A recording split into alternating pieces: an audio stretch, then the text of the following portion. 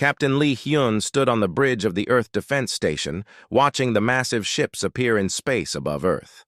The alien vessels were huge, dark, and covered with weapons.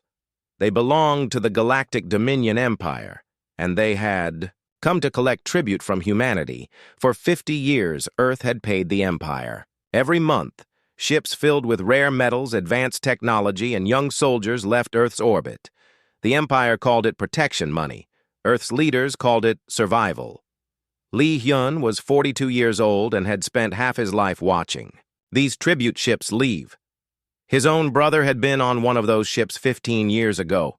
The Empire said volunteers were needed for their army.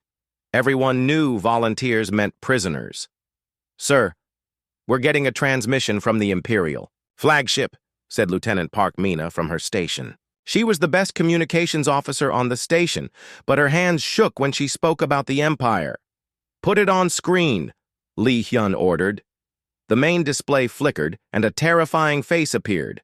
Overlord Vextar was a Vorthak, one of the Empire's ruling species. His skin was dark green and covered in scales. His yellow eyes were cold and cruel. Sharp teeth filled his mouth when he smiled. "Humans of Earth," Vextar spoke in perfect English. The Empire made sure all their commanders could speak the languages of their subjects. "I am Overlord Vextar, Regional Commander of the Galactic Dominion Empire. I bring new orders from the High Council." Lee Hyun felt his stomach drop. New orders were never good news. "Your tribute payments are no longer enough," Vextar continued. "The Empire requires more resources to maintain peace in this sector. Earth will surrender all remaining orbital shipyards and submit to permanent Imperial occupation. Your planet will become a factory world, producing ships and weapons for the Empire." The bridge fell silent. Everyone knew what factory worlds were like. The Empire stripped them of everything valuable, turned the population into slaves, and left them to die when the resources ran out. Furthermore, Vexatar's smile grew wider, Earth will provide 1 million additional soldiers for the Imperial Army. They will be selected from your healthiest young adults. Park Mina gasped. 1 million people. That was more than the Empire had taken in 50 years combined. "You have 24 hours to prepare for occupation," Vextar said. "Any resistance will result in orbital bombardment. Your cities will burn, and your species will be reduced to a few thousand breeding pairs. The choice is yours." The transmission ended. The bridge remained silent for a long moment. "Sir," whispered Ensign Kim Tae-ho from the sensor station. He was young, maybe 25, and this was his first time seeing an Imperial fleet up close. "They're ships. There are so many of them." Lee Hyun looked at the tactical display. 15 Imperial dreadnoughts surrounded Earth. Each one was 3 kilometers long and carried enough firepower to destroy a city. Behind them were dozens of smaller warships and troop transports. "How many people do they have on those ships?" Lee Hyun asked. "Computer estimates 800,000 Imperial soldiers," Kim Tae-ho replied. "Plus their ship crews, maybe 1.5 million total." The numbers were impossible. Earth's entire military had only 200,000 active soldiers, and most of them were scattered across the solar system. The orbital defense stations had good weapons, but they were designed to fight pirates and smugglers, not an Imperial fleet. "Sir," Park Mina said quietly, "what do we do?" Lee Hyun stared at the alien ships on the screen.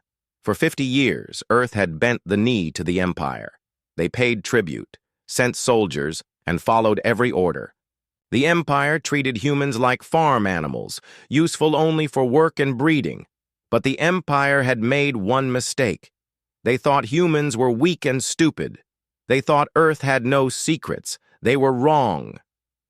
"Send a message to all Earth defense." 4 stations, Lee Hyun said.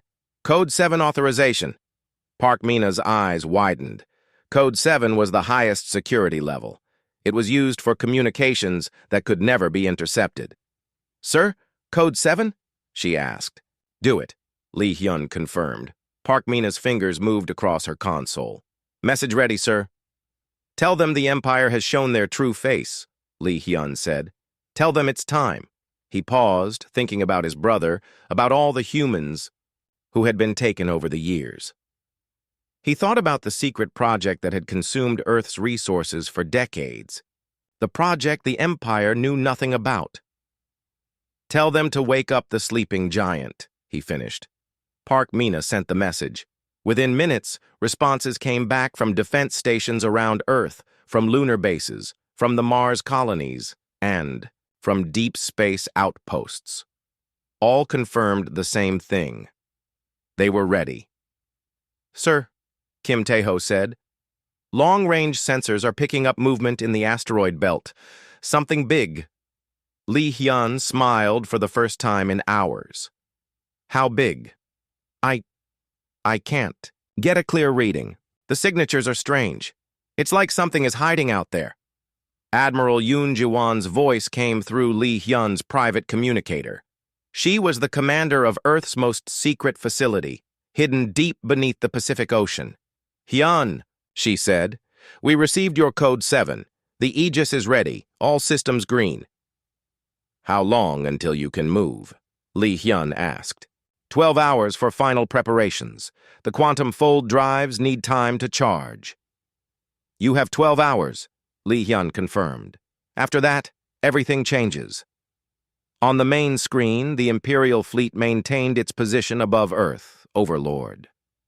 Vextar probably thought he had won already. The Empire had conquered 847 star systems over 3,000 years. They had never lost a battle. They had never faced real resistance. They had never fought humanity when humanity was ready to fight back. Lee Hyun watched the alien ships and thought about the secret humanity had kept for 50 years. While the Empire collected tribute and bragged about their power, Earth had been busy. Human scientists had found something in the outer solar system, something the Empire didn't know existed, something that would change everything. The countdown had begun. In 24 hours, the Empire would learn what humans could do when they stopped pretending to be weak. In 24 hours, the galaxy would see Earth's hidden supercarrier.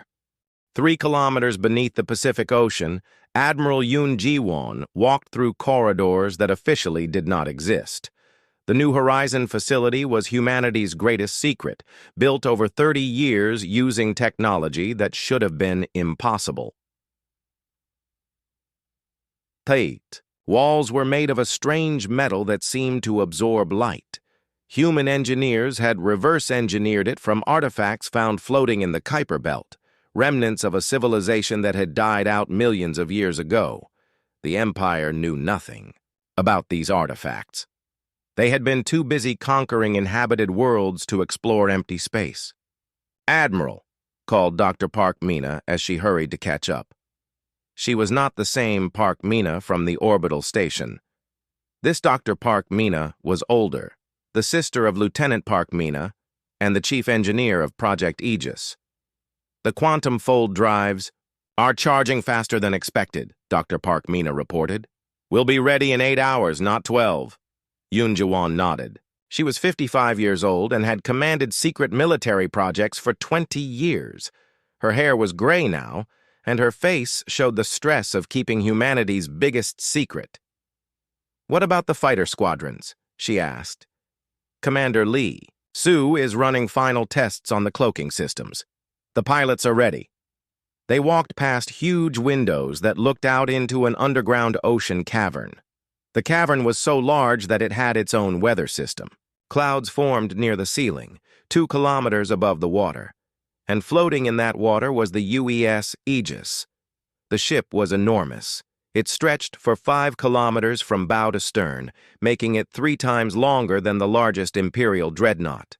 Its hull was made from the same light-absorbing metal as the facility walls, but it also contained elements that human science could barely understand. The ship looked like a work of art and a weapon of war combined. Its smooth curves hid hundreds of weapon systems. Its elegant lines concealed armor that could stop anything the Empire had ever built. How many people know about this? Yoonji Won asked as they reached the command center. Outside of this facility, maybe 50 people on Earth, Dr. Park Mina replied. The lunar construction teams, some Mars engineers, a few people in the asteroid mining operations. Everyone signed blood oaths. The command center was a crystal dome that rose from the center of the facility. From here, officers could see the entire cavern and the ship floating within it. The dome itself was grown, not built, using alien biotech that humans had learned to copy. "Admiral on deck," called out Captain Kim Min as Yoonji Won entered. He was 38 and had been training for this moment his entire adult life. "Status report," Yoonji Won ordered. "All systems operational," Kim Min replied. "The Aegis has full power. Weapon systems are charged. The quantum fold navigation computer is running final calculations." On the main display, a tactical map showed the Imperial fleet above Earth. 15 dreadnoughts, 42 smaller warships, and dozens of troop transports. To any normal military, it would be an impossible force to defeat. But the Aegis was not. "Normal. Show me the fighter bays," Yoonji Won said. The display changed to show the interior of the massive ship. The Aegis carried 300 fighters, each one built using the same alien technology as the ship itself. The fighters were small, fast, and could disappear from sensors at will. "Commander Lee Soo reports all pilots ready," Kim Min said. "They've been training in deep space for 5 years. The Empire has never seen these fighters in action." Yoonji Won thought about the pilots. They were the best of the best, chosen from every nation on Earth. They had trained in secret, flying missions in the outer solar system where no Empire patrols ever went. The pilots thought they were preparing for a rebellion that might come someday. They didn't know that someday was today. "Admiral," Dr. Park Mina said, "there's something else. We've been in contact with resistance groups on other worlds." This was new information. Yoon Ji-won raised an eyebrow. "What kind of contact?" "The quantum communication system lets us talk instantly across any distance. We've found rebel groups on 47 worlds. They've been waiting for someone to make the first move." Dr. Park Mina brought up a galactic map. Red dots showed Imperial worlds. Green dots showed worlds with active resistance movements. "If we strike now, they'll strike with us," Dr. Park Mina explained. "The Empire will face uprisings across half the galaxy." Yoon Ji-won studied the map. For 3,000 years, the Empire had ruled through fear. They made examples of worlds that resisted, destroying entire planets to keep others in line. But they had never faced coordinated resistance on this scale. "How do we know we can trust them?" Yoon Ji-won asked. "Because they're like us," came a voice from behind them. Everyone turned. Captain Lee Hyun had arrived from the orbital station. He looked tired but determined. "The Empire thinks they've broken us," Lee Hyun continued. "They think they've broken everyone. But you can't break the human spirit. And you can't break the spirit of any species that values freedom." He joined them at the tactical display. "I've been talking to Captain Lee Soo," Lee Hyun said. "Her fighters are ready. The pilots know this isn't a training mission anymore." "Her pilots?" Yoon Ji-won asked. "Lee Soo is my cousin," Lee Hyun explained. "She's been leading the fighter program since the beginning. Some of the best pilots in the galaxy and the Empire doesn't even know they exist." Dr. Park Mina activated another display. This one showed the construction history of the Aegis. For 30 years, humans had been building this ship in secret. Materials came from asteroid mining operations that looked normal from the outside. Components were built in factories hidden on the far side of the moon. "We told the Empire we were expanding mining operations," Dr. Park Mina said. "They thought we were just trying to increase our tribute payments. They never suspected we were building a fleet." "A fleet?" Lee Hyun asked. "The Aegis is the flagship." Dr. Park Mina smiled. "There are 12 other ships like her hidden throughout the solar system. Smaller than the Aegis, but built with the same technology." The display showed the locations of the hidden fleet. Ships waited in the asteroid belt, behind Jupiter's moons, and in the dark spaces between planets. For decades, they had been invisible to Imperial sensors. "Why now?" Kim Min asked. "Why reveal ourselves today?" Yun Jiwon looked at the young captain. "Because the Empire made a mistake. They got greedy. They decided that tribute wasn't enough. They want to enslave all of humanity." She gestured to the tactical display showing the Imperial fleet. "If we let them land troops on Earth, it's over. They'll find our facilities, they'll discover what we've built, and they'll make sure no other species ever gets the chance to resist." Lee. Hyun nodded. "My sister is on one of those Imperial ships. She volunteered 15 years ago to gather intelligence. She's been sending us information about Imperial technology, tactics, and weaknesses." "She's alive?" Dr. Park Mina asked. "Alive and waiting for the signal to act. There are thousands of humans serving in the Imperial military. Most of them are there by choice, not force. They've been preparing for this day too." The command center fell silent as everyone absorbed this information. The resistance was bigger than anyone had imagined. It wasn't just Earth preparing to fight back. It was humans throughout the galaxy working together to bring down the Empire. "Admiral," Kim Min said, "we have a message from the orbital defense stations. The Imperial fleet is beginning to move into attack formation." "How long until they're in position?" Yun Jiwon asked. 6 hours. Then we move in 4 hours, Yun Jiwon decided. "Begin final preparations. Charge all weapon systems. Prepare the quantum fold drives." She looked around the command center, at the faces of people who had spent their lives preparing for this moment. "In 4 hours, we show the Empire what humanity can do when we're not pretending to be weak." Space above Earth looked empty except for the Imperial fleet. Overlord Vextar stood on the bridge of his flagship, the Dominator, watching the planet below. In 3 hours, the bombardment would begin. The humans would learn what happened to species that defied the Empire.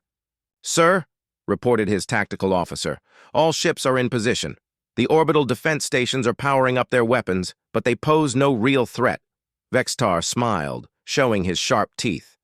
"Let them waste their energy. When we finish with their planet, those stations will surrender or be destroyed."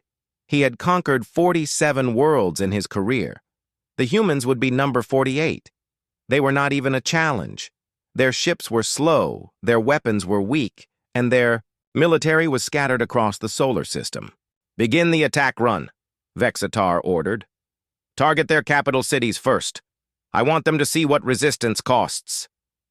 The Imperial dreadnoughts began moving toward Earth, their massive guns charged with deadly energy. In minutes, the bombardment would begin, then space itself seemed to ripple. "Sir," the tactical officer said, his voice confused, "I'm reading some kind of energy distortion directly above our fleet." "Explain," Vexitar demanded.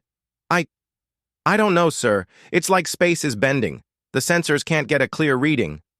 Suddenly, the distortion cleared. Where empty space had been moments before, a massive ship appeared. It was enormous, dwarfing even the Imperial dreadnoughts. Its hull was deep black, seeming to absorb light itself. "What is that?" Vexitar whispered. The ship was beautiful and terrifying at the same time. Its smooth curves flowed like water, but weapon ports dotted its hull like the scales of a great sea creature. It was 5 kilometers long and positioned directly above the Imperial fleet. "Sir, we're receiving a transmission," the communications officer reported. "From that ship?" "Yes, sir. It's a human ship." Vextar stared at the massive vessel. "Impossible. Humans don't have ships like that." "Sir, the transmission is on all frequencies. They want to talk." "Put it through," Vextar ordered. The main screen filled with the image of a human in a military uniform. He was middle-aged with graying hair and calm eyes. Behind him, Vextar could see a bridge that looked more advanced than anything in the Imperial fleet. "I am Admiral Yun Jiwon of the United Earthship Aegis," the human said. "You are trespassing in human space." Vextar laughed. "Human space? This system belongs to the Empire. You belong to the Empire." Not anymore, Yoon Ji-won replied. You have one chance to withdraw your fleet and leave our system. If you refuse, we will defend ourselves. You threaten me? Vextar roared. I have 15 dreadnoughts. Your single ship cannot stand against the might of the Empire. Would you like to find out? Yoon Ji-won asked. On the Aegis, Captain Lee Hyun stood beside Admiral Yoon Ji-won on the Versailles Bridge. Through the viewports, he could see the Imperial fleet below them, 15 massive ships that had terrorized the galaxy for 3,000 years. All weapons charged, reported Dr. Park Mina from her engineering station. Fighter squadrons ready for launch. Commander Lee Soo, launch when ready, Yoon Ji-won ordered. The Aegis opened launch bays along its hull. Hundreds of small fighters poured out, moving faster than anything the Empire had ever seen. The fighters seemed to dance through space, their movements impossible to predict. What are those? Vextar demanded as he watched the human fighters swarm around his fleet. Sir, they're moving too fast for our targeting systems to lock on, his tactical officer reported. And they're disappearing and reappearing. The human fighters were using cloaking technology, vanishing from sensors only to reappear behind Imperial ships. Their weapons were small compared to the Dreadnought's guns, but they struck with surgical precision. Commander Lee Soo led the attack. In her fighter Lightning, she had trained for this moment for 5 years. Her squadron followed her through the Imperial formation, hitting communication arrays and sensor clusters. Dragon Squadron, target the flagship's main guns, she ordered over the radio. Phoenix, Squadron, disable their engines. Keep moving. Don't let them lock onto you. The Imperial ships tried to fight back, but their weapons were too slow. The human fighters moved like they could predict where the Imperial guns would fire. They dodged energy beams that should have destroyed them. How are they doing that? Vextar screamed. Sir, it's like they know our weapon systems, the tactical officer said. They're countering every move we make. On the Aegis, Captain Kim Min was coordinating the battle from the tactical station. All fighter squadrons are performing perfectly, he reported. No losses so far. Begin Phase 2, Admiral Yoon Ji-won ordered. The Aegis itself began to move. Despite its enormous size, it moved with grace and speed. It positioned itself behind the Imperial flagship in seconds, using the same technology that had let it appear from nowhere. Sir, they just jumped, the Imperial tactical officer said. One moment they were above us, now they're behind us. Impossible, Vextar said. Ships can't move that fast. The Aegis opened a communication channel to all Imperial ships. This is Captain Lee Hyun of Earth Defense Command, he announced. For 50 years you have taken our people. You have stolen our resources. You have treated us like animals. On every Imperial ship, human faces appeared on communication screens. These were the volunteers, the humans who had pretended to be prisoners for years while gathering intelligence. We know everything about you, Lee Hyun continued. We know your weapons, your tactics, your weaknesses. We have been watching you, learning from you, preparing for this day. Vextar realized the horrible truth. The humans they had taken as soldiers, the ones they thought were broken and defeated, had been spies all along. Every human you thought you controlled was working for us, Lee Hyun said. Every ship you let us serve on taught us something new. Every battle you made us fight showed us how you think. The Aegis powered up its main weapons. Energy signatures, unlike anything the Empire had ever seen, began building along the ship's hull. Sir, those energy readings, the Imperial tactical officer whispered. They're off the scale.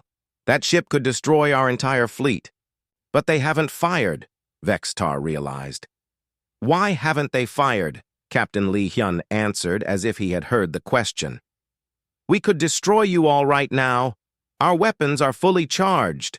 Our fighters have disabled your shields and engines, Ranger. Imperial fleet was helpless. The human fighters had systematically taken apart their defenses without destroying a single ship. But we are not like you, Lee Hyun continued. We do not kill when we do not have to. We give you the same choice. you gave us. Surrender and live, or fight and die. Admiral Yoon Ji-won stepped forward on the transmission. You have 1 minute to decide, Overlord Vextar. Withdraw your fleet or face the consequences. Vextar looked around his bridge. His officers stared at him in shock. The Empire had never been defeated. The Empire had never faced an enemy with superior technology. The Empire had never fought humanity when humanity was ready. Sir, his communications officer said quietly, we're receiving reports from across the galaxy. Human ships are appearing at Imperial bases everywhere. There are uprisings on dozens of worlds. The full scope of the human plan became clear. This was not just one ship defending one planet. This was a coordinated attack across the entire galaxy. How many ships do they have? Vextar asked. Unknown, sir, but the reports suggest hundreds, maybe thousands. For 3,000 years, while the Empire celebrated its conquests, humanity had been building a secret fleet. And now that fleet was revealing itself to the galaxy. The minute was almost up. The minute passed in silence. Overlord Vexatar stared at the human ship above his fleet, knowing that his next words would change everything. Around him, his officers waited for orders that could save their lives or doom them all. Signal all. Ships, Vextar said finally. Power down weapons, lower shields. Sir, his tactical officer asked, not believing what he heard. Do it, Vextar ordered. We surrender. The word felt strange in his mouth. In 3,000 years of Imperial history, no fleet commander had ever spoken it. But faced with human technology, that seemed like magic. Vexatar chose survival over pride. On the Aegis, Admiral Yoon Ji-won watched the Imperial ships power down their weapons. All Imperial vessels are standing down, reported Captain Kim Min. They're following surrender protocols. Signal our fighters to maintain patrol patterns, Yoon Ji-won ordered. I don't trust this yet. Captain Lee Hyun opened a new communication channel. Overlord Vextar, you have made a wise choice. Prepare to receive our boarding parties. Any resistance will be met with immediate force. Within an hour, human troops were aboard every Imperial ship. But these were not the weak humans the Empire expected. The boarding parties wore armor that seemed to bend light around it. Their weapons were small, but devastatingly effective. Commander Lee Soo led the team that boarded the Dominator. She walked onto the Imperial bridge with 12 soldiers behind her. The Vorthak crew stared at her in shock. I am Commander Lee Soo of the Earth Defense Force, she announced. This ship is now under human control. Vextar looked at the young human woman. She was small compared to him, but she carried herself like a warrior. Her armor made her look like something from a nightmare. How? He asked. How did you build ships like this? How did you hide them from us? Lee Soo smiled. The same way we hid everything else from you. You never bothered to look carefully at humans. You thought we were stupid animals. She gestured to her soldiers, who began securing the bridge. For 50 years, we sent you tribute ships filled with metal and technology. You never asked where we got so much advanced material. You never wondered why our mining operations kept expanding. The truth was simple and devastating. Every tribute payment had been a lie. The metals came from secret mining operations in the asteroid belt. The technology came from reverse engineering alien artifacts. The humans who served in the Imperial military were all volunteers, gathering intelligence. You took our people as soldiers, Lee Soo continued. But you never questioned their loyalty. You never suspected they were reporting everything back to Earth. On the Aegis, Dr. Park Mina was coordinating rescue operations across the Imperial fleet. We're finding human prisoners on every ship, she reported. Some have been held for decades. What about my sister? Captain Lee Hyun asked. She's alive. Ship 14, detention level. The rescue team is bringing her up now. Lee Hyun felt relief wash over him. His sister, Park Ari, had volunteered to be captured 15 years ago. She had pretended to be a broken prisoner while secretly documenting. Imperial military procedures. Admiral, Captain Kim Min called out. We're receiving reports from across the galaxy. The coordinated strikes are successful. The main display showed a galactic map. Green lights marked successful liberation operations. Red lights showed Imperial strongholds under attack. The lights were spreading across the galaxy like wildfire. How many ships do we have out there? Yun Jiwon asked. 247 major vessels, Dr. Park Mina replied. Plus support fleets. We've been building them for 30 years, using the same techniques that created the Aegis. While Earth had pretended to be weak, humans had been spreading throughout the galaxy. Secret bases on asteroid fields, hidden shipyards in dark space, research facilities in systems the Empire thought were empty. The Kepler base reports successful liberation of the Zeta mining colonies. Kim Min continued reading reports. The Centauri fleet has captured 3 Imperial supply depots. The Luna Squadron is engaging Empire forces at the Rigel system. Each success brought new allies. Species that had been enslaved for centuries were joining the human-led rebellion. The Empire's tributary system was collapsing in real time. Sir, the Imperial communications officer on the Dominator said to Vextar, we're losing contact with bases across the sector. The rebellion is spreading faster than we can respond. Vextar felt the weight of defeat settling on him. The Empire had ruled the galaxy through fear and superior technology. Now they faced an enemy with better technology and no fear at all. Commander Li Su's radio crackled. Commander, this is Rescue Team 7. We found something you need to see. What is it? Prison levels on these ships. They're not just holding humans. There are thousands of aliens down here, species I've never seen before. Li Su looked at Vextar. How many species have you enslaved? 43, Vextar admitted, plus subspecies and colony variants. And how many of them joined willingly? Vextar was silent. That's what I thought, Li Su said. She activated her communicator. All rescue teams, we're looking for prisoners from 43 different species. Get them to safety and medical attention. The liberation was bigger than anyone had planned. The human rebellion had become a galactic revolution. On Earth, the orbital defense stations were receiving surrender requests from Imperial facilities throughout the solar system. The asteroid belt mining posts, the Jupiter patrol bases, the outer system communication relays, all were laying down arms. Admiral, Dr. Park Mina reported, we're getting communication requests from rebel groups on over 100 worlds.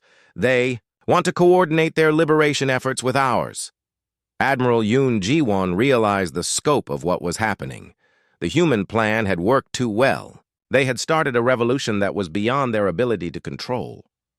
We need to move fast, she decided. If the Empire's core worlds organize a counterattack, this could turn into a galactic war. What do you recommend? Lee Hyun asked. We push forward. Every day we wait is another day for the Empire to adapt to our technology. We end this before they can respond. The Aegis prepared to move deeper into Imperial space. Around Earth, the other human ships were emerging from hiding. The secret fleet that had taken 30 years to build was finally revealing itself to the galaxy. But the humans faced a new challenge. Success was coming too fast. Enslaved species were rebelling everywhere, and most had no experience with freedom. The Empire's control systems were collapsing, but nothing was ready to replace them. Sir, Kim Min said, we're receiving distress calls from 17 different systems. Rebel groups are fighting each other over who gets to control former Imperial bases. Yoon Ji-won sighed. Liberating the galaxy was the easy part. Now we have to figure out how to run it. Captain Lee Hyun looked at the tactical display showing chaos spreading across known space. Maybe that's humanity's real test. Anyone can tear down an empire. Can we build something better? The human fleet prepared to move toward the Empire's capital worlds. Behind them, Earth stood free for the first time in 50 years. Ahead of them, The most powerful civilization in galactic history, weighted with the strength of 1,000 worlds. But the Empire no longer seemed so powerful. They had ruled through fear, and fear was no match for hope. The galaxy was about to learn what humans could accomplish when they stopped pretending to be weak. 6 months after the liberation of Earth, Fleet Admiral Lee Hyun stood in the council chambers on Luna Base, watching representatives from 237 worlds debate the future of the galaxy. The room was a marvel of engineering, built inside a natural cave system and expanded using human technology. The delegates were as diverse as the galaxy itself. There were tall, blue-skinned Altarians who communicated through color changes in their skin. Short, furry Betelgeusians who spoke in musical tones. Silicon-based Rigelians who looked like living crystals. And dozens of other species that had been freed from imperial rule. The mining rights on Vega 7 belong to us, argued Delegate Zexhai, a reptilian Dracorian. My people worked those mines for 3 centuries. Under imperial slavery, replied Delegate Mirtha, a crystalline Rigelian whose voice sounded like wind chimes. The question is whether any species has the right to claim worlds they were forced to work on. Admiral Yoon Ji-won, now serving as the temporary galactic coordinator, looked tired. She had aged 10 years in 6 months, dealing with disputes that had been building for centuries. The Council recognizes the Earth representative, she announced. Lee Hyun stood up. He had been promoted to Fleet Admiral after the successful liberation campaign, but he spent most of his time in diplomatic meetings now. Friends, he began, using the word that had become standard in the new Galactic Council. We are not here to divide the spoils of war. We are here to build something that has never existed in this galaxy. A free society where every species has a voice. The Dracorian delegate hissed softly, which was their way of showing disagreement. Easy words from the species that has the strongest fleet. What guarantee do we have that humans will not become the new empire? It was a fair question, and one that Lee Hyun had been asked many times.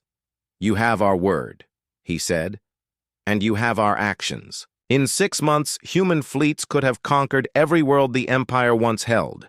Instead, we are sitting here asking for your opinions on how to run the galaxy. Dr. Park Mina, now serving as the Council's Chief Technology Officer, activated a holographic display showing the current state of galactic civilization. The old imperial trade routes are functioning again, she reported. Former slave worlds are establishing their own governments. We've identified 43 different species that want to return to their original homeworlds.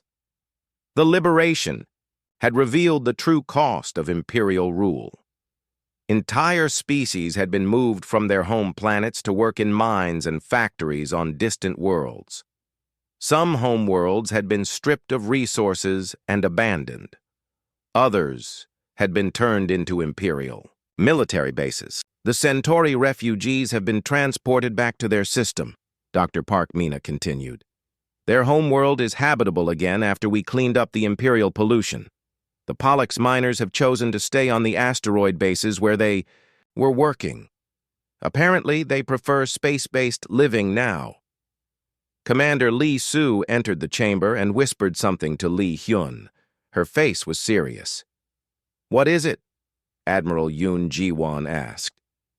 We've found something, Lee Hyun announced. To the Council. Something the Empire was hiding even from themselves. The holographic display changed to show a star map of the galactic core. At the center, previously hidden by Imperial security classifications, was a massive structure. It's a space station, Lee Soo reported. But it's bigger than anything we've ever seen. The Empire called it the Heart of Darkness. It was the personal fortress of the Imperial High Council. The station was enormous, easily 100 kilometers across. It had been built around a black hole, using technology that neither humans nor any other known species could understand. Who built it? Asked the Rigelian delegate. We don't know, Dr. Park Mina admitted. but we found records suggesting it's the same technology as the artifacts we discovered in our solar system, the ones we used to build the Aegis. The implications were staggering. The Empire had not built their ultimate stronghold. They had found it and claimed it, just as humans had found ancient artifacts and used them to build their secret fleet. "There's more," Li Hyun said. "The station is still active. Something is alive in there." The council chamber fell silent. After defeating the Empire, they had thought the galaxy's great mysteries were solved. Now they faced something even bigger. "What do we do?" asked the Dracorian delegate. "We investigate," Admiral Yoon Ji-won decided. "But carefully, and together." Captain Kim Min, now commanding his own ship in the exploration fleet, raised his hand.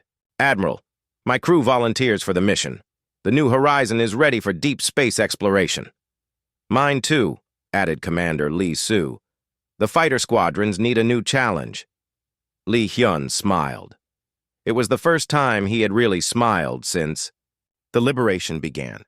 The spirit that had driven humanity to resist the Empire was still alive. The desire to explore, to discover, to push beyond known boundaries. "The Council will vote on the exploration mission," Admiral Yoon Ji-won announced.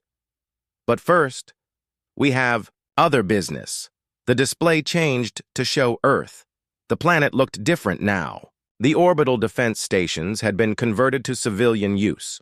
New cities were being built using technology shared by liberated species. The night side of the planet sparkled with lights from a dozen different architectural styles. Earth has received requests from 47 species asking for permission to establish colonies or embassies, Dr. Park Mina reported. "Our world has become a symbol of freedom throughout the galaxy." It was overwhelming. 6 months ago, Earth had been paying tribute to survive. Now, it was the center of galactic civilization. "We accept all requests," Li Hyun said. "Earth belongs to everyone who values freedom." The Altarian delegate's skin flashed brilliant blue, which indicated strong approval.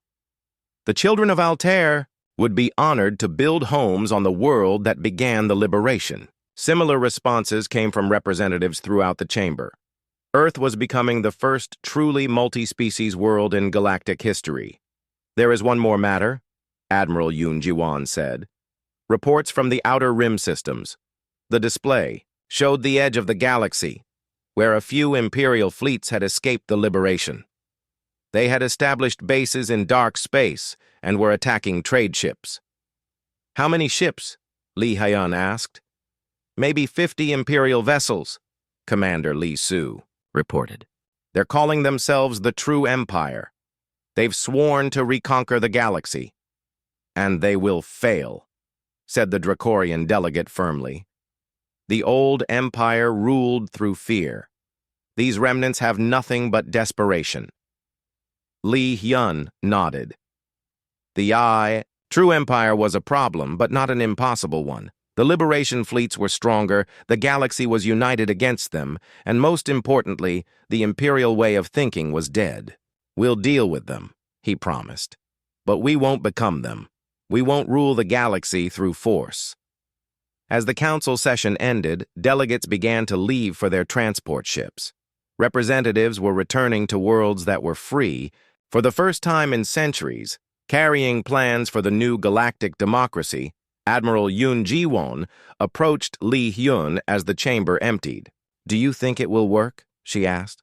"A democracy with 200 different species?"